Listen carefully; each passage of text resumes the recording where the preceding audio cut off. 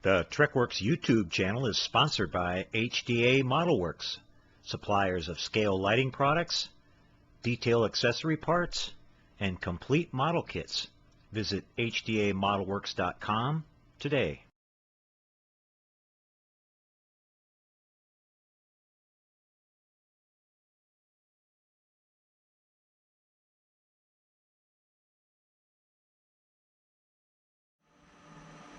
Hello and welcome once again, everybody. Boyd here with you. Now this is part 9 of our Polar Lights 1/350 scale Enterprise build. We're working our way right along here. Left off in the last video with getting our secondary hull all finished up and painted real nice, sealed with our clear coat. So what I'm working on for you guys next, to show you how I get this part done, is applying all the decal markings on the secondary hull. I've been doing a little bit already. I've been working on this other side here. I got the pennant on. I've got the little draft markings, these little cool little markings that show the length of the ship. And I've got the spine pinstripe put down. Also, all the belly markings are on. So I'm going to finish up here on this side and show you how I get these laid down. I'm using the HDA ModelWorks decals off the same sheet we worked with on the saucer. Now, I'm starting off here. I'm using these, I'm putting on these little draft markings here. So I wanted to show you off to the side there a little bit. You can see I'm using the included paint guide as a reference. But these draft markings here are, let me get this out of the way so I can kind of point this out, get my little pointer out again. These little draft markings are in certain spots, and you can see that the first 3 that start off here, here, and here are all the same level on the ship. You know, they're at the same height.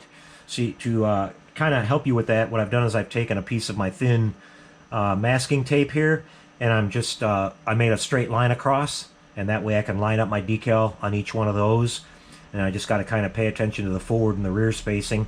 I'm using little spots on the ship as a reference. Like I know that the first one kind of lines up right about that spot down from this little detail right here. We've got this little window right here, and the marking goes on just a little bit after that window. And then the looks like the last one here goes on this last window right here. Then we come up to this spot here and we finish off right here with these draft markings. So I'm going to put these on. Let's see, I got to grab my tweezers out of here. And I've got some water. I've had these decals soaking for a few minutes. Just using my pump spray bottle. And I've got the pennant over here. Let's go ahead and lay down the pennant first, I guess. Put a little water on there. These should be plenty ready to go. I've had them soaking a few minutes before I came on for you guys here. Alright, I'm just sliding it forward so I can get a little bit of that film exposed, and then I'm going to stick my thumb on there to hold it. And like I always talk about, I'm going to try to lay my film as flat as I can when I pull that off, and that avoids, you know, the decal maybe turning or folding or something. So we did pretty good on that first try. You want a little bit of a gap between the forward edge of the pennant there and this little grill work. You can see on the up close pictures of the big ship. That's how it should look. And then for your straight line, you basically want to kind of like have an even space between this row of windows and this row right here for this tail end part of the pennant. That kind of helps line it up and keep it straight, you know. And then you're just going to make sure you don't have any wrinkles in it. Then I just take a paper towel and just start kind of all around it. Get the water off, all the excess water there. Then I'll just start really gentle tamping it down, trying not to move it and trying to not put any wrinkles in it. Once I get it a little bit more worked in and most of the excess water gone where it won't move around real easy on me, then I'll start kind of rubbing over it lengthwise to kind of squeegee out the any water or little air bubbles that might have gotten in behind it. So we'll just kind of get all the water off the belly and everything here, up above. All right, only takes a couple seconds. I can see a tiny little spot right there. Rest of it looks pretty good, so I'm just going to gently put my thumb on the forward edge of it to kind of hold it from, sliding. And I'm just squeegeeing along that line, keeping my fingers straight as I go so I don't push, push it crooked or something as best as I can. Okay, then we'll go back over the front part here. And I'm looking at it from the side. You always want to back up, you guys, and look. I can clearly see that this line right here is swooping down a little bit, so no problem. A little bit more water back on it. Don't try to move it when it's dry like that. You'll tear it or something will happen. Okay, that put some more water on it. That will wake it back up, so to speak. Okay, that looks much better. I'll try to capture it again here without moving it.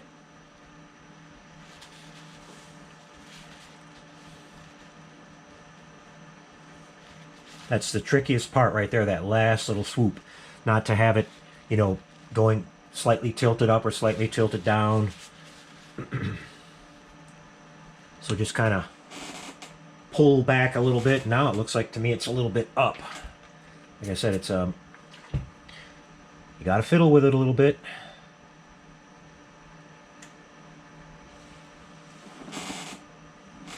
Okay, that looks good.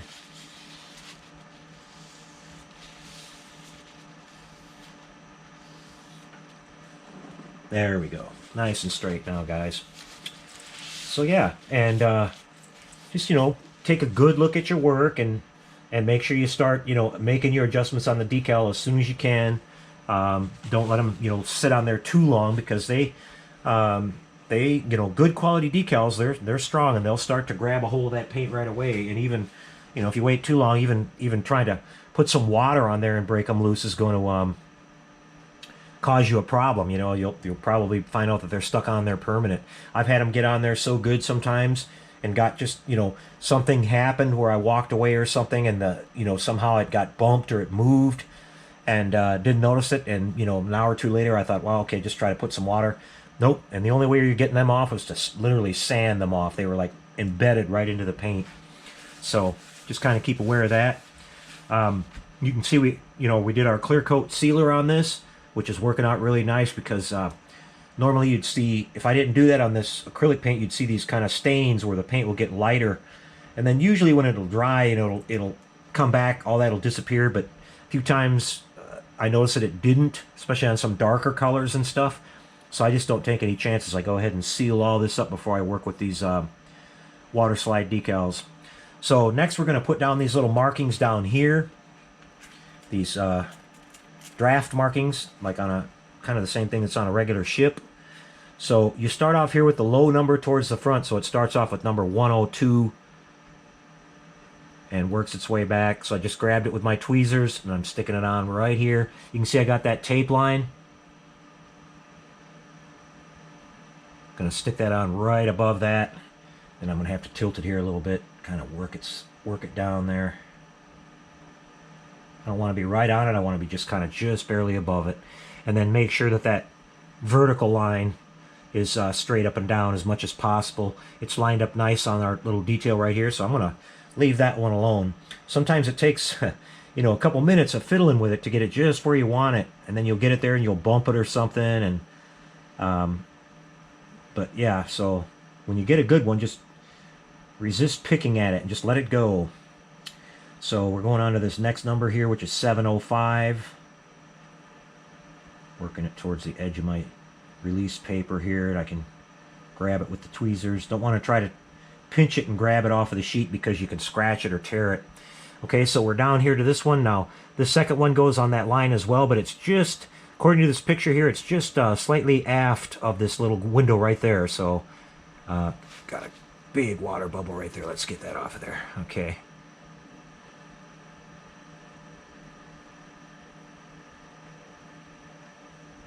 Okay, I'm just coming down a little closer to that line. Got it in one stab pretty much. That vertical line is nice and up, so we're going to leave that one as well. We know it's lined up on the same line as this one here, so we're good there. And then we're going to, let's see, number 1300 would be next here.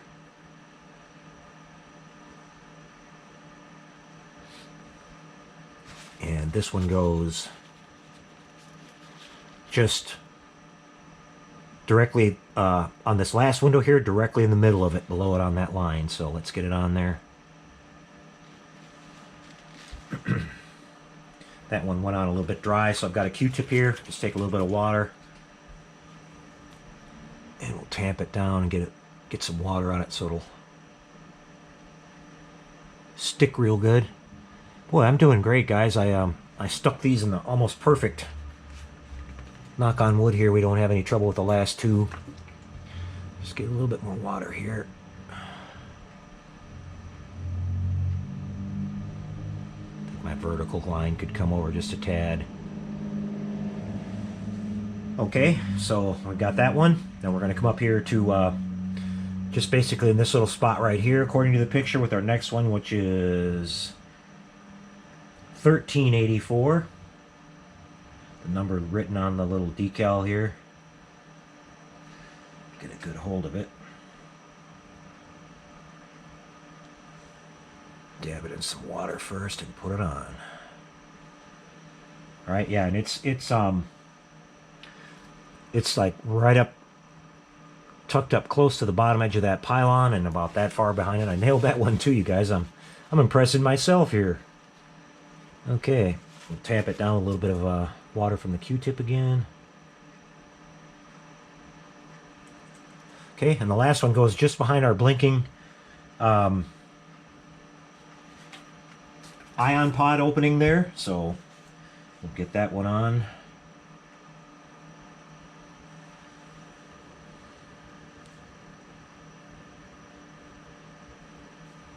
That one I missed a little bit, but that's okay. We'll straighten it right up here.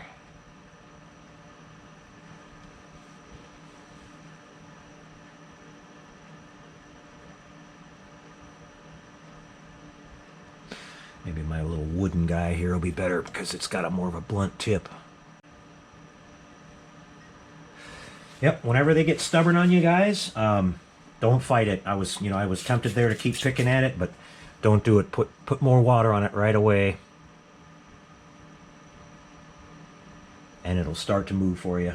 It's funny how they can just lock right in. And this finish on this model has been dry for 2 days, and it's really smooth too, so there's nothing really for it to grip on, but it's trying to. That's good though. That means there's good adhesion on these decals. We want to see that. Okay, besides I'll move that top over a little bit. Right there. That's great.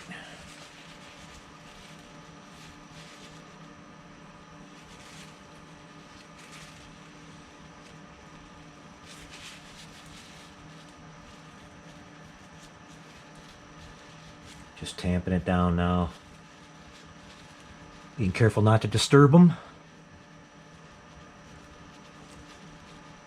Once they're on there a minute or two, they don't move as easily. That first few seconds, when that water is still fresh, they can jump on you. So just take your time and double check them.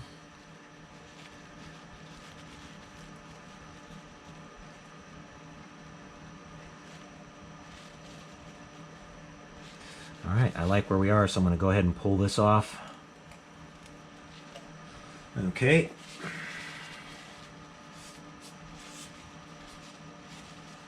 Now, these little guys, I talked to you guys before about decal setting solution.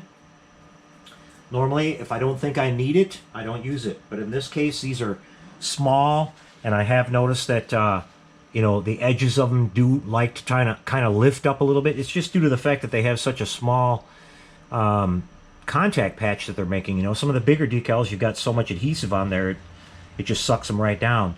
But these, I have seen a couple times where they'll the edges will just kind of get flaky on you, and when you go to spray your clear over them, you'll see that. So I'm going to, in this case, take some of my Solvaset. Not going to go crazy. In fact, I'm wiping off most of the stuff before I even go on there. And I'm just going to dab a tiny little bit on each one of these.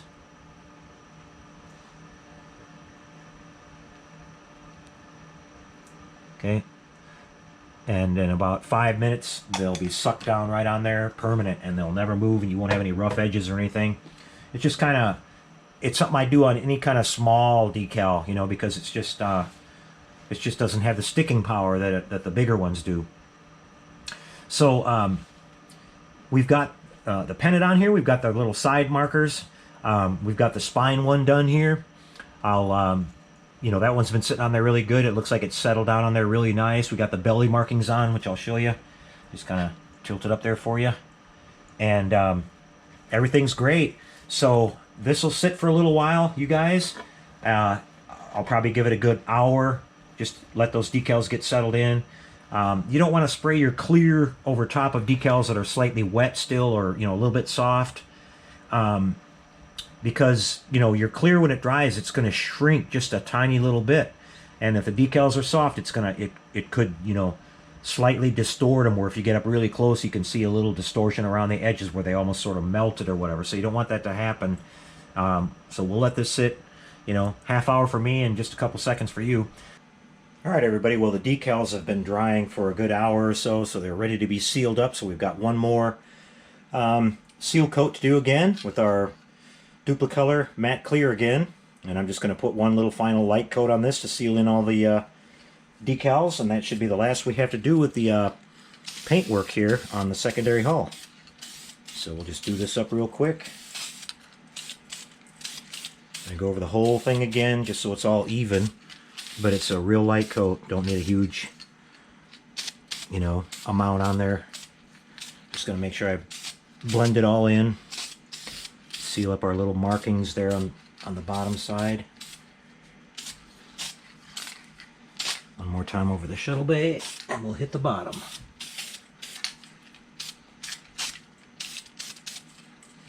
Outside of the pylon.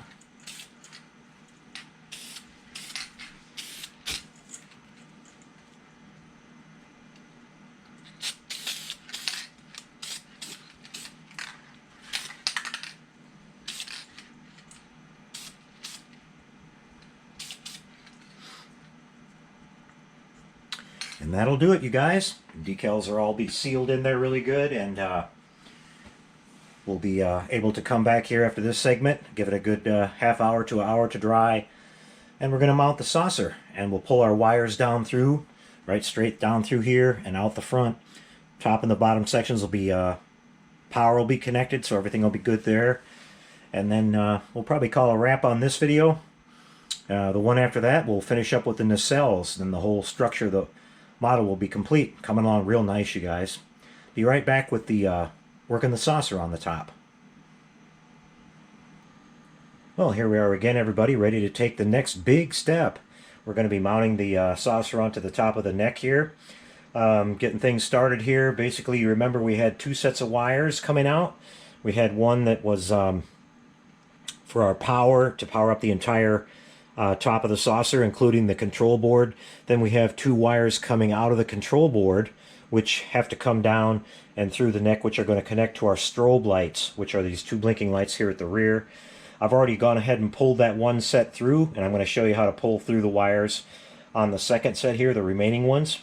So what I do is I twist these wires together real good so they're kind of stiff, and they give a little bit more support when you're trying to shove it down through there. Make sure you don't have any straight ends that can snag anything.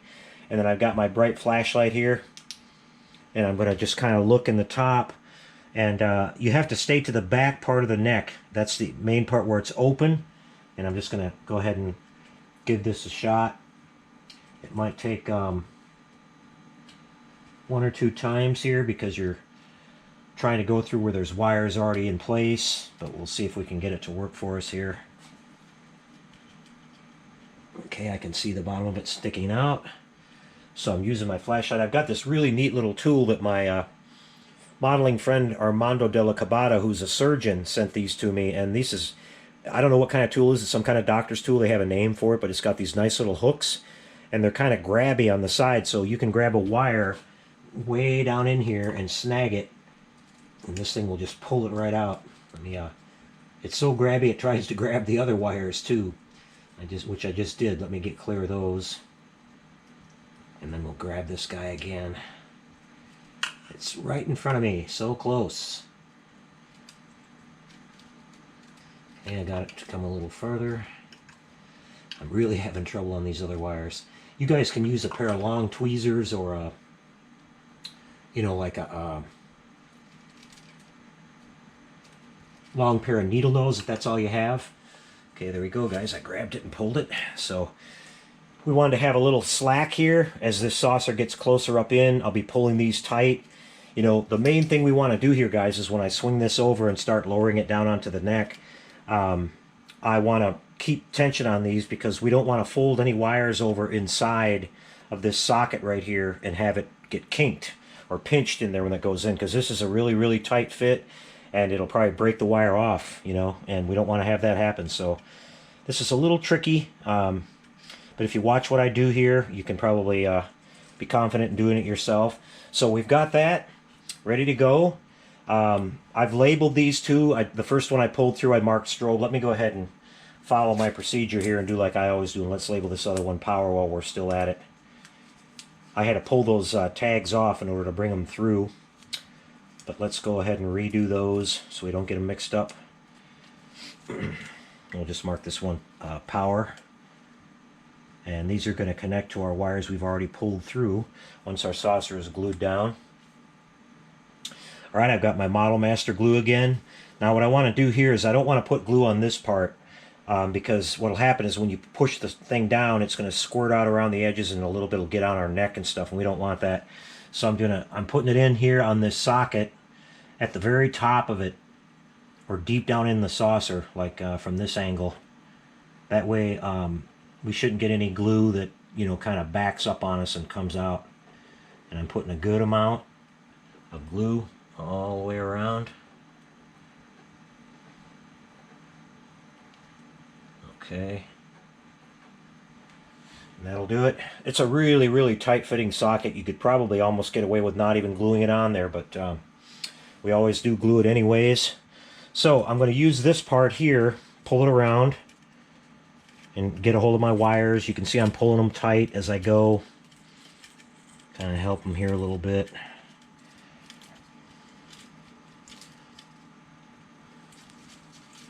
I've got some kind of snag going on here.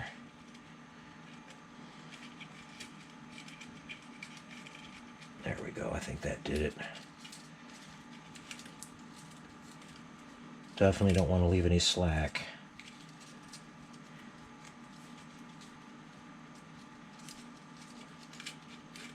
There we go. Got a little bit more.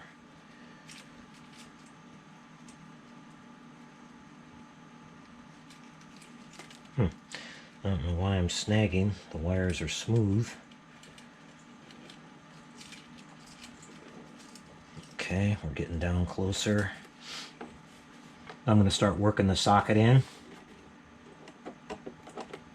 Okay, just like that. Pull a little bit more. And down we go, guys. All the way down there as good as she'll fit. Okay. And we're looking good here. We didn't have any glue squirt out or anything. But that's on there solid, you guys. And as I mentioned, we should have a little seam right around here where it looks like it's separate. That's just the way the Enterprise should look, where it's you know, the saucer could potentially separate there. So we're going to let this sit right here in this exact position, guys, for a while. And then we'll just let it dry. It's all in a perfect spot. We know the saucer is level and everything. And then we're good to go with that. Now, what I'll be doing is I'll come back and lay a cloth all across this, and we'll have it over on the other bench. And while it's upside down like this and easy to get to, we're going to start connecting up some of our wiring here. We can do our strobes, and we can do our power to the upper saucer. Then we're going to move on from there, which will probably be the end of this video. But from this next part, which I guess will be part 10, we'll be working on the nacelles. I already have them primed. I'll show you my way that I paint them, and then we'll put those on, and then the ship can sit balanced on the stand. We'll add the rest of the markings onto the nacelles, and then it's on from there. However many more videos it takes, we just got to do all the little detail stuff. The domes, top and bottom, the little lenses that go on here and there, the deflector housing. A few more little manifolds and things like that, the chiller grills. So we got a couple of videos yet to go, guys, but this is really looking good. When we come back in just a little while here, I'll be over on the other bench and we'll wire this up. Be right back. Moving right along, everybody. We're over here at the other bench now and ready to finish up the last segment of this video, and that's going to be connecting our power from our saucer here to the secondary hull, and we're also going to connect up all these other extra ones that we talked about that we had labeled earlier in the build that tie into our control board and everything. So basically I've got my Bassard power. Remember these wires we ran up the pylons? We're going to take the plus and the minus of each one of those, the right and the left, or starboard and port, and we're going to connect those onto the main power harness now. So before I go ahead and start doing any soldering or anything, I'm going to take some of these towels and lay them across my saucer here so that I don't get any hot solder dripping on that. Double layer it here. Kind of cover her up real good. Okay, and I've got my solder iron warmed up. So these are our two main power hubs, right, guys? We brought these all together. We brought the wires from the neck. We brought everything in the secondary hull together here, so we know these are our plus and minus power lugs. So we've got each one of these labeled power. This is the one we just brought from the neck, or from the saucer, down through the neck and over. So I'm going to pull the label off of that now. So I know I'm going to go ahead and tie it in at this point. Just untwist these wires. I'm going to cut these off a little bit shorter now. They don't need to be quite that long. And re-strip them just in case the ends of these wires may have gotten stressed or anything, you know. Probably not necessary, but just taking the extra step. You can strip this wire with your fingernails real easy like I just showed there. And we're going to add this one on to the main power on the negative side. Okay, and we've got this other yellow one that's going to add on to the main power of our positive side.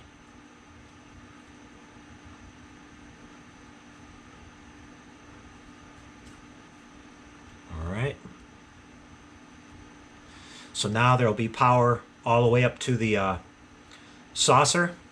Okay, so now we've got our two Bassard power wires, negative and positive, that we ran up. We've got that third wire there that's called the trigger. I've got these off to the side. We're not worried about those yet. So I'm going to separate these one at a time. And it doesn't matter left or right which way you go with this. They're just both feeding off the same power hub here, like we have been doing. Cut these off just the same way.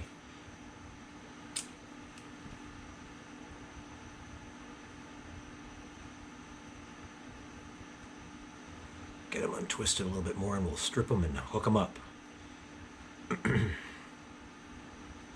All right, same thing. Plus to plus.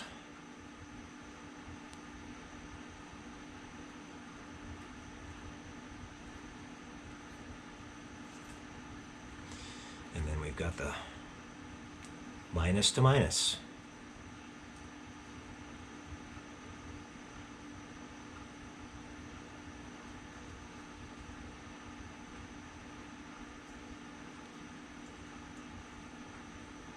Wrapping these up good and tight.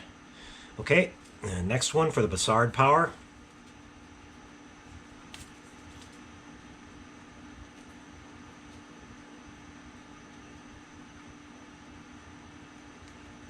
That one wasn't too kinked looking, so I'm just going with it.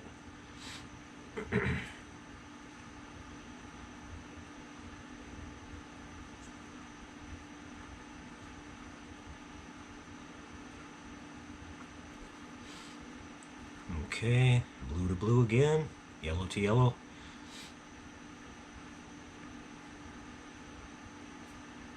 And there we have that. So now what we have here is we just have these two strobes that are left. So we brought that second pair of wires down from the saucer. So I'm just going to go ahead and cut these a little bit short. They don't need to be that long. Get rid of that label, and we'll strip them. And with these, same thing, doesn't matter on the strobes here.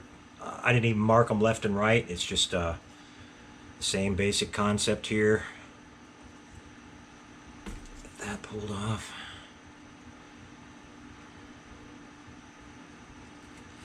Let's get this one over to the side here where it's not through the other group. That way it's easy to separate them when we get ready to tuck them in here at the end.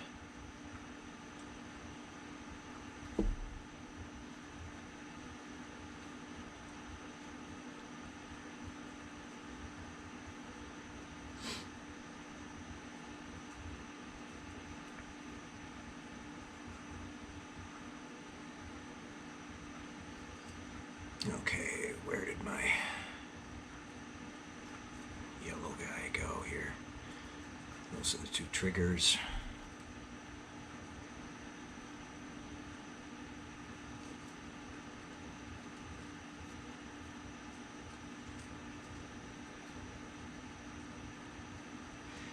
Okay. We're gonna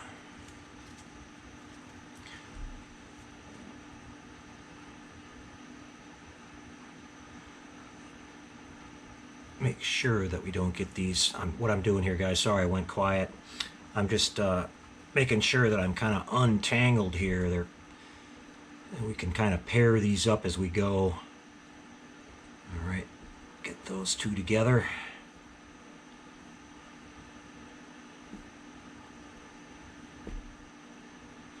Okay, and then we've got this last one right here. Pull the tag off of it.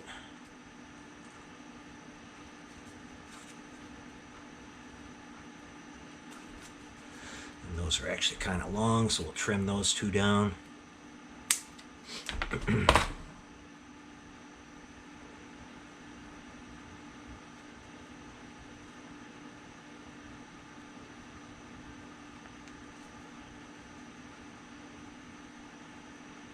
Just staying yellow to yellow and blue to blue, and you can't go wrong, guys, the way we wired this up. Whatever colors you choose to do yours, you know, typically it's red and black, but like I said, you can use any color wires just as long as you keep track of what you ran all the way through and don't change and don't mix and match. You'll be all right. Okay, you guys, so now our strobe circuit is connected. So basically what we got here is we've got power that's, if we touch power on these two lugs right here, what'll happen now is we're going to, and we'll actually demonstrate that for you. We'll get all the lighting coming on now. So let me kind of pull this back away so I can, well, let me leave this on top so we don't do anything weird yet.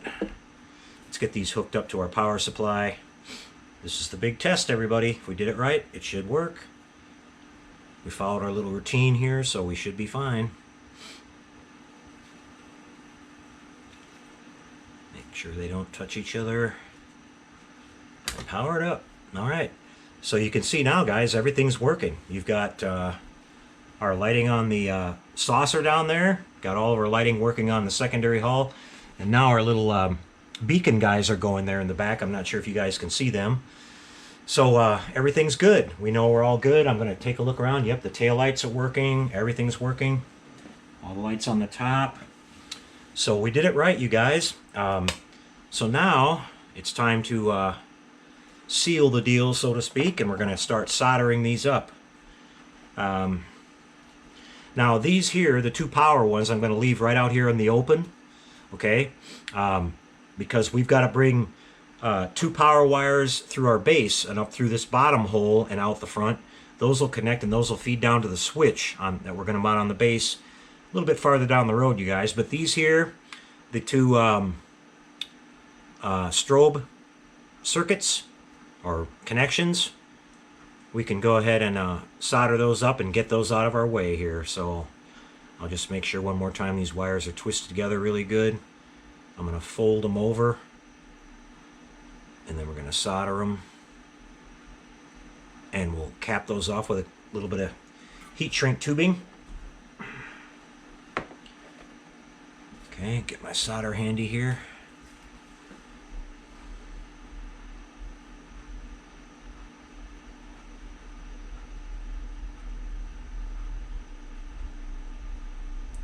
Just a little dab of solder and let it flow right on down that wire, guys. Don't put too much. See, that's why we put the towel.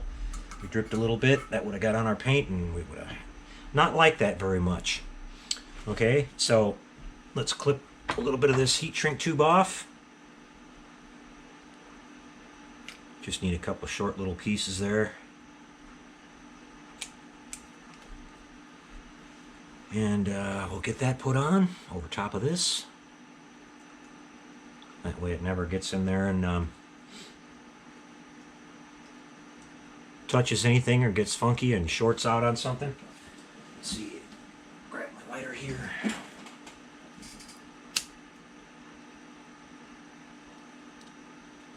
One down, one to go.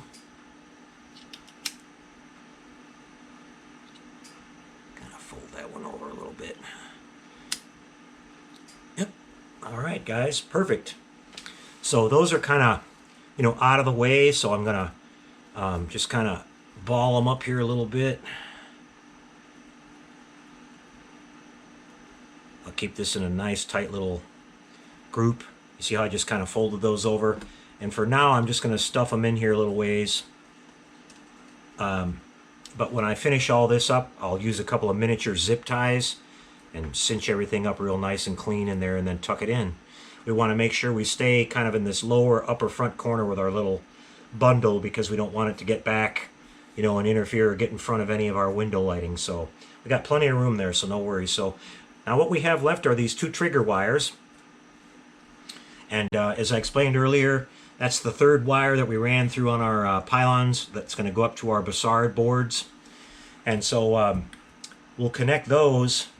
They basically go together because all they're doing is they're coming down to our momentary switch that we're going to have in our base.